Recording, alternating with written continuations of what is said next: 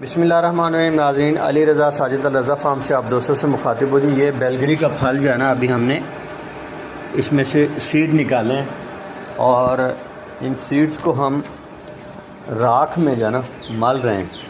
राख में मलने का मकसद क्या है जी, वो आपको बताता हूँ। असल वीडियो बनाने का मकसद भी यही था।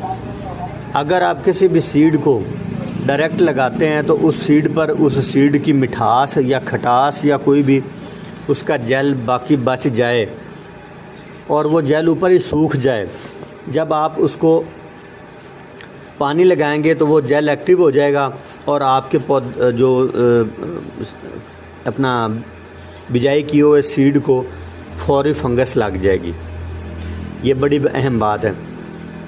और जब आप इसको इस तरह राख में मलेंगे तो आपके उस सीड से वो जेल उतर जाएगा। ये राख जो है ना सबसे बड़ी एंटी फंगस है, सबसे बड़ी एंटी फंगस है। ये किसी भी मतलब लकड़ी की राख है, कोई घास फूस की है, किसी भी अपना खेतों की बाकियात की है, वो राख आपकी बड़ी कीमती है। अपने पौधों के मुड में भी डालें जब फल दें और फल के ऊपर भी फेंकें। इसी तरह अपनी सब्जियात के लिए भी और अपनी फसलों के लिए भी बेहतरीन इसको समझें। लेकिन अगर इसको अलग से जलाया जाए, ना कि सारे खेत में जलाया जाए। ये सारी बातें थी। वीडियो आपको कैसी लगी ज़रूर बताइएगा। प्यारी लगे तो शेयर भी कर लें, हमें फॉलो भी कर लें और हमारी वीडियो को लाइक लाजमी कीजिए।